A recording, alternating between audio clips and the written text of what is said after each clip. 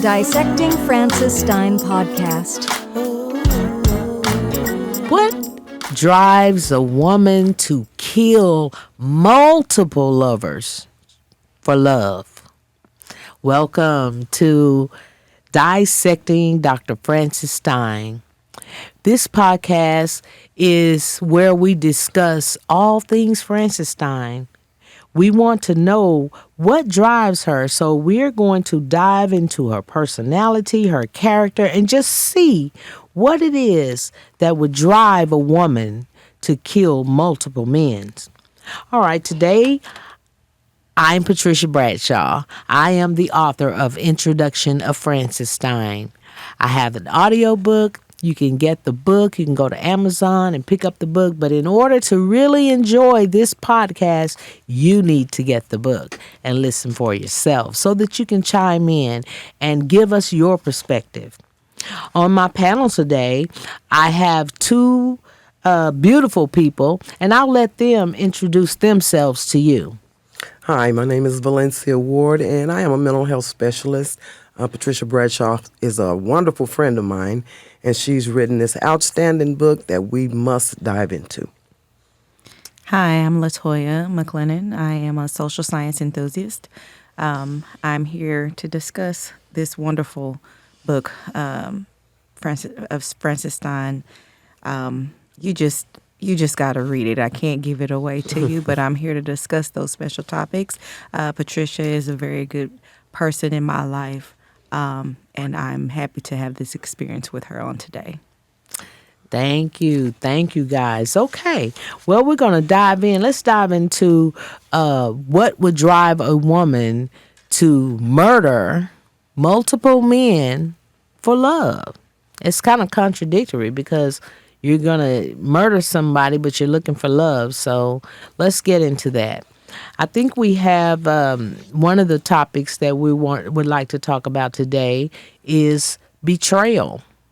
We're going to start with betrayal, yes, Okay. because when you think about why a woman would kill, many times it's because of betrayal. Mm-hmm. And it appears as so in the book, every relationship that Frances entered, she felt betrayed. So that led something, that made her want to have some get back. So it's just like we have to go from her being a little girl, feeling like she didn't get the love that she needed or the discipline that she needed, which led her to be some kind of way. And she was definitely some kind of way. Yeah, her perception of things really made a difference in it. So, everybody takes love differently. Some even confuse love with infatuation. Mm-hmm. That's a fine line there. Sure. Mm-hmm. But from that alone, betrayal, it has to have a grand sense of exclusivity between her and her partners. So, well, let's talk about the first betrayal that she had. Okay. She had a betrayal, because in the book she's new to love. She grows up in junior high school and then goes on, and in high school the one guy that she's trusted and loved, he betrays her. Right. Mm-hmm. But she doesn't kill him at that time. She escapes. She's a runner. Mm-hmm. Okay. So she's not handling betrayal or any type of hurt correctly. Because she's never wants to talk it out. She never wants to discuss it with anybody. She just wants to take her hurt and run. Right. She didn't want to deal with it. So basically she was, you could say she's a loner type person. Mm-hmm. Didn't really confide in anybody. Right. I'll get that that's kind of the normal tendencies of a person that just runs, to try to get away from it all. Yes, that's true. And then the other thing I think that assisted with that runaway is not having the coping skills. The coping skills, yes, but she doesn't have a woman in her life to connect with. She had her father. Mm-hmm. Her mother was gone, but she had aunts and she has cousins. But Frances was different. She didn't look like that family. Right. She right. didn't. She felt like an outcast. She felt like an outcast. And she wasn't really, okay, so discipline, she didn't really receive it. She was left to her own devices and leaning to her own understanding. And she never had anyone to help her deal with anything. So was it kind of like, they took pity on her and coddled her because of her, because she was different in the sense of not having her mother there to lead and guide her. Not that she was disabled or anything like that, but they treated her like she had a disability. I mean, what you really think about it is, I know we're not getting into any politics or any race or anything like that, but just like some people deal with racial factors. From what I've read, Frances had multiple nationalities within herself. Yes, she did. And it becomes an identity crisis. A subtle identity crisis, where some people who read the book can identify. Yes, they may be raised up in one home with a certain nationality or two, but they identify as the other that's not around. So that may be something that she dealt with that caused her to, be the loner that she was. And she is, The thing about Frances, if you look at the picture of her on the book, the cover, you'll notice that she looks more like Italian. She doesn't really look like black or African American, whatever you want to call it.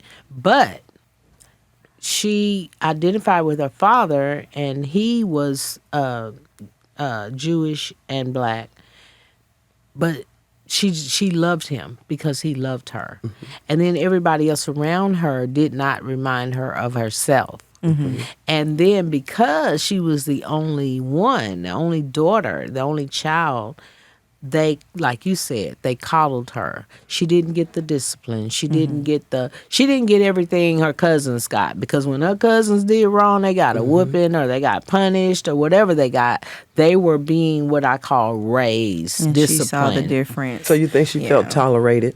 Felt like she was just tolerated, or? Well, actually, she didn't feel tolerated. She felt like, I want love. I want that kind of love. Because I believe if they had treated her like, truly like she was one of their own, then they wouldn't have spared the rod. They would have talked to her. They would have chastised her. Not that she did. We don't know that she did a whole lot of things wrong, but I can't believe that you bring a perfect child in this world and don't ever have to discipline them. So if she doesn't have that discipline, then she's pretty much leaning to her own understanding. And if it was something she wanted, Daddy, can I have this? And he didn't deny her.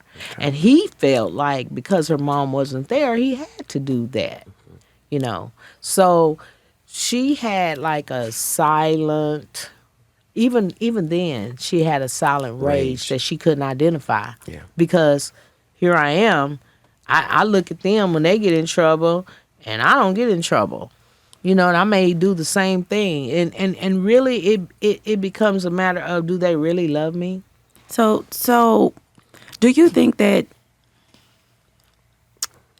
the lack of the correction and discipline was somewhat of a foundation for her perception on things? It's a contributing factor.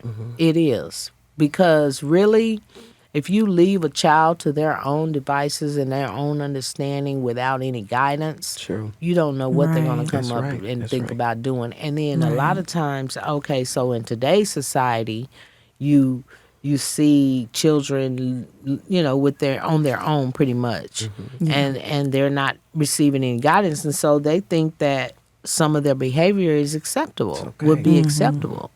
Now, she wanted it. She wanted discipline and did not receive it. It looks to me like she wanted a lot of things that didn't come, and like money and all this stuff really didn't mean anything to her.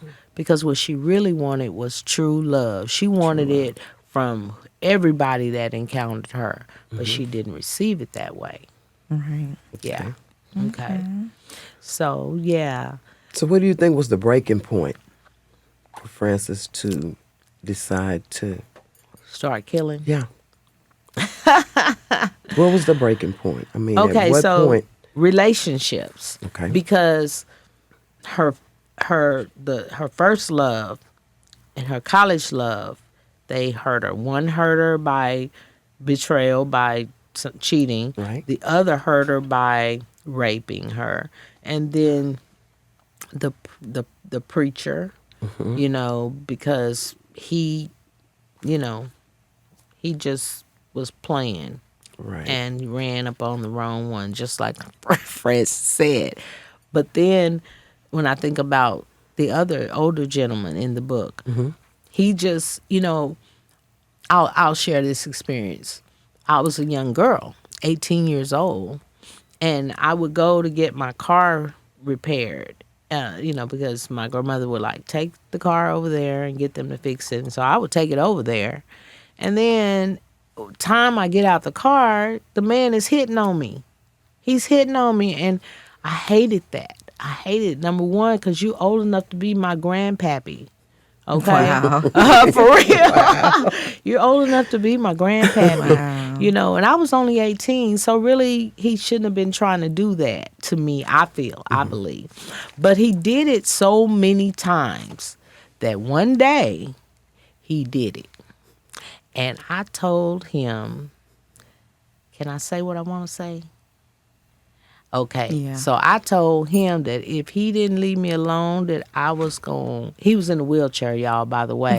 And that did not help the situation at all. Oh, no. And I was like, if you don't leave me alone, I will push you out that wheelchair and run over you with my car. Oh, Lord. No, we don't condone. Oh, Lord. No, we don't condone all that. I'm just trying to share Right. my experience. Okay. And before I could make it back home, he called my grandmother, you know, and told her what I said. And I was like, well, you should have told him to leave me alone. Because when I tell you one time to leave me alone. Don't continue bothering me. So I understood how she felt about James because he was constantly trying to hit on her. And you know, a lot of people don't listen. When you tell them, they do not listen.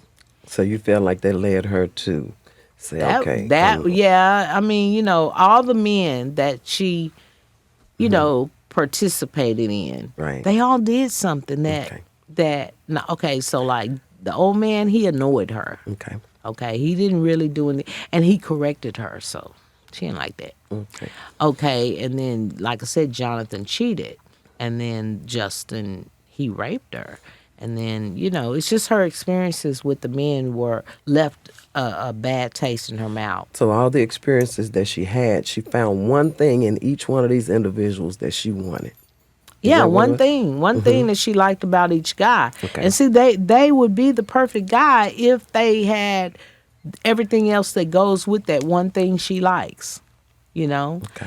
And it's like, you know, and the way when I wrote the book, that was my mentality. It's like, man, I'm tired of dating. I've dated and dated and dated, and they don't last because I see what I like in them, whatever the character or whatever it is that they have that I would like to see in my man. But everything else was jacked up, and I didn't want it. So, you know, and the thing about it is, I'll just say from my point of view is that I was seeking, and I shouldn't have been. I should have just been about my business and allowing, because Scripture says, he who finds a wife finds a good thing, okay? So I feel like Frances was out of order because she wasn't allowing herself to be found. I believe Jonathan found her, but he also hurt her. Now, while she didn't take his life at that moment, I believe the seed was planted. And each one of those guys, the relationships that she had after that, they watered the seed. And by the time we got to Thomas, yeah, it was going to be a plan to get rid of everybody. So it's been established there are multiple men that contributed to who Francis Stein is in the book. And since we are dissecting her, I would feel amiss if I didn't go back and say, okay, Jonathan was the first person that she chose. Yes. Family is one thing. We can't choose our family. You can love, but you can also love from a distance. But you cannot pick your family. I feel like it was more of a betrayal with with Jonathan, which was her first boyfriend in high school, because the betrayal hit so hard because that is who she chose, and she was embarrassed of the situation that played out, but also it was I wonder if she felt as though, how could I be so stupid? How could I, yes, this person betrayed me, how could he, but I should have been smarter than this. I don't want to take away. Francis was a highly intelligent lady. And so I can imagine the different emotions that were taken on, and one of those things was, I chose this person. How could I have done that for them to turn around and hurt me so bad? Well, that is true. She did choose him. And to give a better insight on why it hurt her so bad, she felt ashamed because everybody knew that he had been her boyfriend since junior high. Right. And everybody knew they were the it couple. Now, she wasn't all flashy or nothing like that, but everybody knew that that was her man. So when she walked in and saw what she saw, she didn't hear about it, she saw it. It broke her. Yeah. It broke her because she put all her love into this man that she chose. And probably, he was the safest place for her outside of her dad. She felt safer with him, even from the family part. Like she couldn't even give him the benefit of the doubt to second guess what somebody could have told her. Yeah. And she saw with her own eyes. And exactly. And it broke her. It broke her, and it made her, that silent rage. She was very, very angry. She was very angry, but rather than, like I said, talk it out. And this happened like in their senior year, as soon as she graduated, she was gone. And I understand that. Because in my mind, I'm thinking if she stayed, that probably would have been the first one. I'm thinking she was a conniving brat. That's what I'm thinking. I'm thinking she was a brat, and she was just, making her plans. She was keeping that in the back of her head. Because she couldn't forgive. Right. She couldn't forgive, and she sure couldn't forget. So she carried them. Normally when you can't forgive and you don't forget, you're on high alert to look for certain things that would deter you from falling in the same trap. I mean, since that broke her so much, I say that because when she ran and went to college, she got in another relationship. And while the circumstances were a bit different, she experienced rape. That was a betrayal. He betrayed her trust. He betrayed her trust as well. So, I mean, I just don't see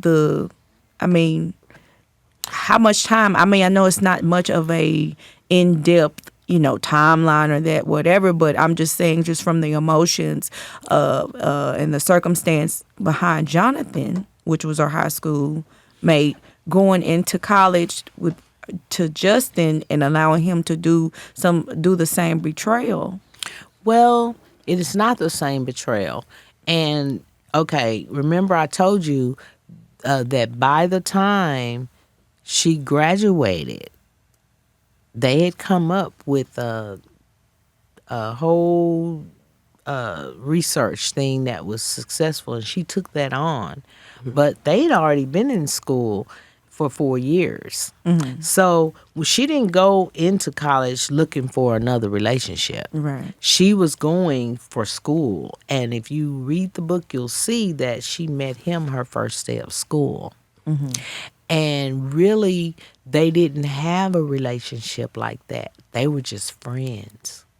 Well, with friends, you gotta have trust. When I said Well, same, that's what when I'm I say saying. same, but same betrayal, I'm meaning betraying of breaking the his trust. the Oh, trust, okay, not okay. the act. Okay, not the okay, reason. Yeah. okay, that's Yeah. clarification. So in other Thank words, you. it's like everybody she trusted, she feel like they betrayed her in some kind of way. Yes. Right. They Yes. did. They did. They Yeah. did.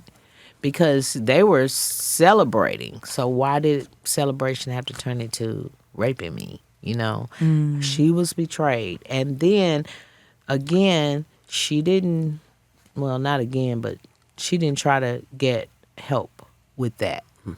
She didn't. She didn't go to the police. She didn't try to go get therapy. Again, she was one of those children that grew up that leaned to their own She understanding. felt justified about in everything yeah, that she did. She did. She felt justified about everything. So yeah, that was that's pretty much one of the reasons why she murdered. Okay. All right then. So we have one. You got the next one after betrayal. We're gonna add that subject to Unforgiveness. unforgiveness. Okay.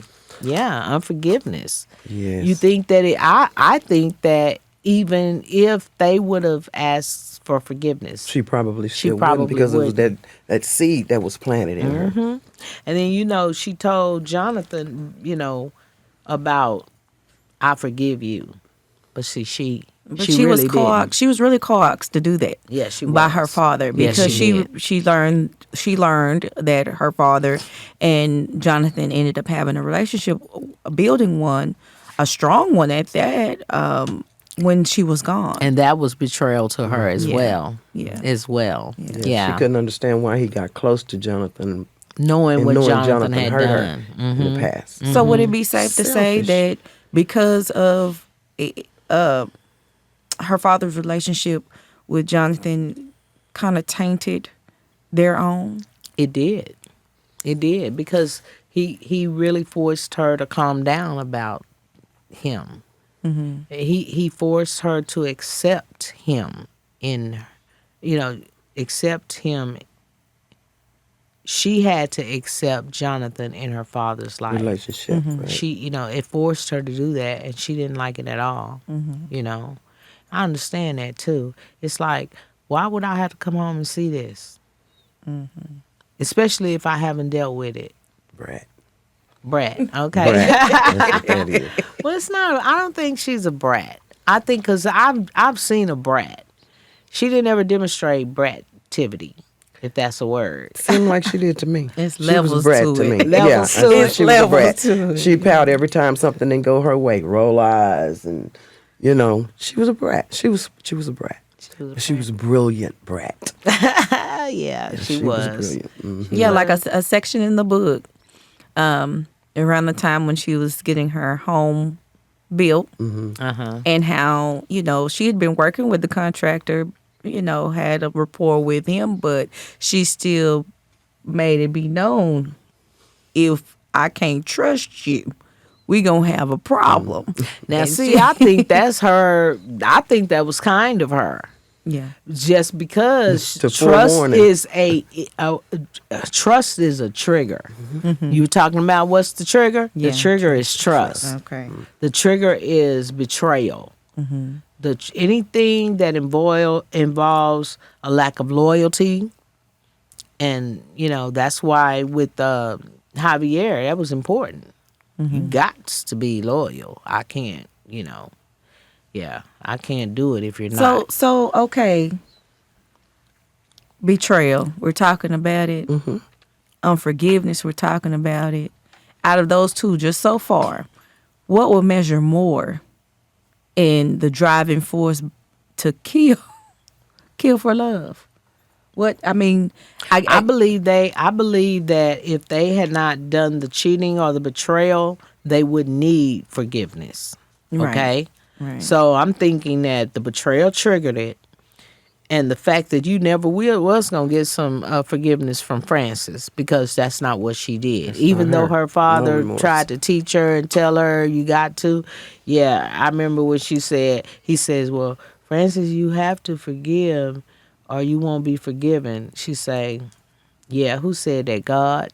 Wow. So really her mentality was, I don't know. I don't want to. You tell me that I have to do that, but that's not in my heart to do.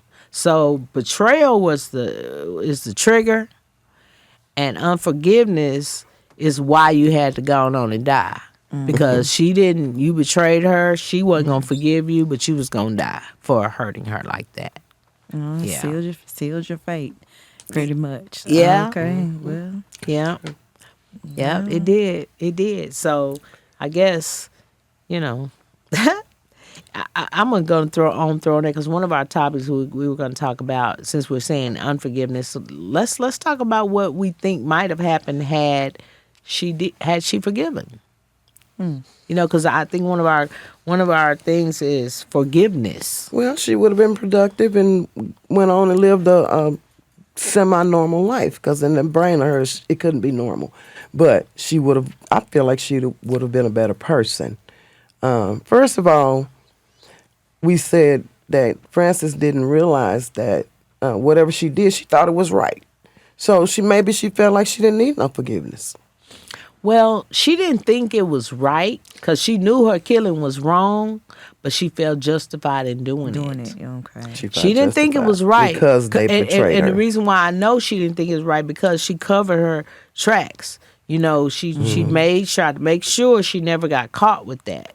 So she knew the wrongness of it. She just felt like she was justified in a few things. She was justified in killing them because of what they'd done, and she was justified to be able to create her a perfect man, because all these wasn't good, and I want me one that I can love. One I can love, that's going to love me back, that's intelligent, that I can talk to, that has good sex, all of that. So this is the goal. I feel like even if she had forgiven, starting with the first, I think she still would have ended up here. Where she is. I say that because, okay, she could have just because you forgive a person does not mean you have to continue on with them. Right. Mm-hmm. It's I'm going to forgive you for me, not for you, so I can have some type of peace of mind. I mean, that's in a perfect world. But I don't believe that her thought process would have been altered too much because of her forgiveness. I agree, because it wouldn't have. Yeah. She could have forgiven, but still they were going to get it. Mm-hmm. It's like, okay, I'm going to forgive. Especially if she's sitting there watching you have your best life after you've hurt her in such a way. She has to alter herself. Now, I'm wondering, would it have been so gruesome? I mean, but think about it. Think about it. How gruesome really was it? Because she didn't. It was real gruesome. How was it gruesome? First because of all, I'm like, she look. sure. Wait a minute, hold up. She's gonna entice the man, sex him, love him, have a wonderful time with him, drug him, cut him up in little bitty pieces. That's the part I'm talking about, drugging them so they couldn't feel nothing.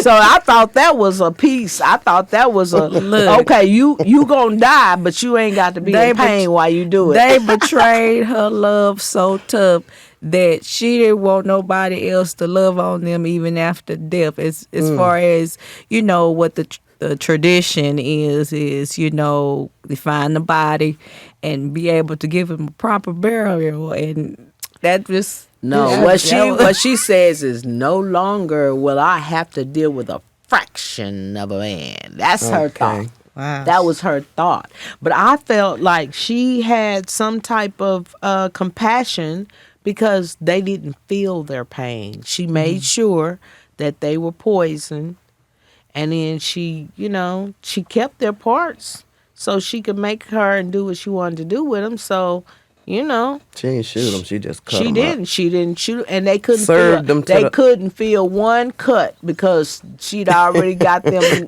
out. They couldn't feel a cut. Couldn't feel a cut. Gave them the best time of their lives before they went. And that's what they wanted. All right, y'all. We're going to end our podcast right here. Again, I'm Patricia Bradshaw. And what I'd like is for you to join in on our conversations when we do our podcast, but you would have to get the book in order to do so. The book is entitled Introduction of Francis Stein by Patricia Bradshaw, and our podcast is Dissecting Francis Stein. And I'd like for you to, if you can or if you will, follow me on Facebook, Instagram. I have Introduction of Francis Stein on Facebook, Introduction of Francis Stein on Instagram. And let me know your thoughts. And I hope that you will join us again for another session of Dissecting Dr. Francis Stein. The information contained in this podcast is for entertainment purposes and marketing purposes only. If you're a victim of sexual assault, please contact 800-656-4673. If you're a victim of any of the topics discussed in this podcast, please contact Victim Connect Resource Center, 1-855-484-2846. And if you are in immediate danger, call 911. We are not responsible for any loss or damage resulting from listening or participating in this podcast or reliance on its content. The views expressed in this podcast are my own and do not reflect the views of employers, organizations, or institutions of those participating in the podcast. All rights are reserved. Unauthorized use or reproduction of this content is prohibited. This content is for entertainment and marketing purposes only and does not constitute medical or psychological advice. Consult with a medical or mental health professional for any issues or concerns. This is a work of fiction. Any resemblance to actual persons or events is purely coincidental. And finally, last but not least, none of the participants of this podcast can be responsible for your use of the context, nor the information in or linked to this podcast. Yeah.